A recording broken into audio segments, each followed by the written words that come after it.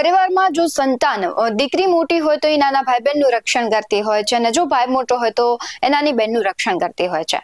આ વાત ઘરની હતી, પણ તે મોટી થાય, ભણવા જાય ત્યારે તેના રક્ષકો તેના સાથી મિત્રો બને. એનાથી પણ વધુ વાત કરીએ, જ્યારે જાહેરમાં કોઈ સ્ત્રી જાય તો તેની રક્ષક પોલીસ બને છે. પણ આ બધું હવે ઊંધું થઈ ગયું છે. હવે રક્ષક જ ભક્ષક બન્યા છે. ઘરમાં દીકરીના રક્ષણ કરનારાઓ બાપ છે, ભાઈઓ છે, એ અત્યારે હવસના ભૂખ્યા એટલા થયા છે કે તે જ દીકરી ઉપર દુષ્કર્મ આચરે છે. બહાર તેના મિત્રોને હવે બાકી હતું જોવાનું તો પોલીસનું પણ સામે આવ્યું છે કે સગીરા પર દુષ્કર્મ આચરે. નમસ્કાર, આપની સાથે હું ભગવતી વિશાવડિયા. સંબંધોને લાંછન લગાવતા કિસ્સાઓ અનેક વખત સભ્ય સમાજમાં સામે આવે છે, પણ આ આશા નહોતી કે પોલીસ કર્મી, જેને આપણે સુરક્ષાની દ્રષ્ટિએથી જોતા હોય, તેણે વર્દીને તે કલંકિત કરે છે. તે મહિલાઓની સુરક્ષાને બદલે રક્ષકને બદલે ભક્ષક બને.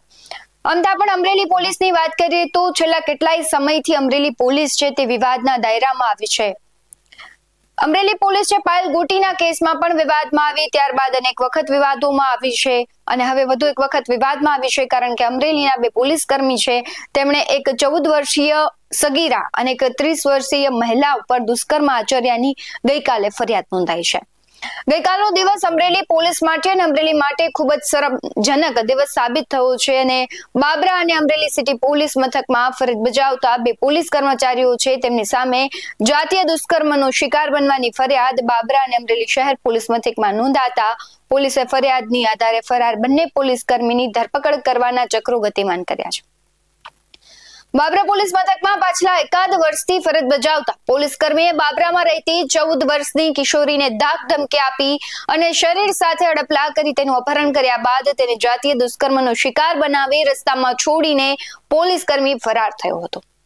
4 મહિનાથી પોલીસ કર્મી બાબરાની કિશોરીને અવારનવાર ટ્યુશન ક્લાસીસમાં જવાના સમયે અન્ય સમયે ધાક ધમકી આપીને અવાવરૂ જગ્યા પર લઈ જઈને તેને જાતીય દુષ્કર્મનો શિકાર બનાવતો હતો. બાબરા પોલીસ કર્મીએ કિશોરીની માતાનો નંબર માંગવાને બહાને કિશોરી સાથે સ્નેપચેટમાં એકાઉન્ટ બનાવીને વાતચીત કરી હતી. ત્યારબાદ ચમારડી નજીક 1 મહિના પૂર્વે જાતીય દુષ્કર્મ આચર્યું. ત્યારબાદ મે મહિનાની 29 તારીખે બાબરાની કમર્શિય હાઈસ્કૂલ નજીક અવાવરૂ છાપરામાં કિશોરીને જાતીય દુષ્કર્મનો શિકાર બનાવ્યો. પાછલા 1 વર્ષથી ચાલતો આવતો અને ધાક ધમકીય જાતીય દુષ્કર્મનો શિકાર બનેલી કિશોરીએ પરિવારજનોને સમગ્ર હકીકત બતાવી. ત્યારબાદ બાબરા પોલીસ સ્ટેશનમાં પોલીસ કર્મી વિરુદ્ધ ફરિયાદ નોંધાવવામાં આવી. અમરેલી પોલીસ મથકમાં પણ અન્ય એક પોલીસ કર્મચારી વિરુદ્ધ 30 વર્ષની યુવતીને લગ્નની લાલચ આપીને અવારનવાર જાતીય દુષ્કર્મનો ભોગ બનાવવાની પોલીસ ફરિયાદ નોંધાઈ છે.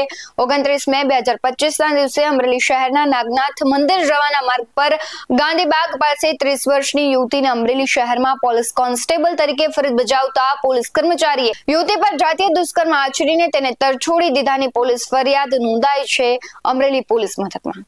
જેમાં પણ ફરાર પોલીસ કર્મીને પકડી પાડવા માટે પોલીસે તપાસના ચક્રો ગતિમાન કર્યા છે.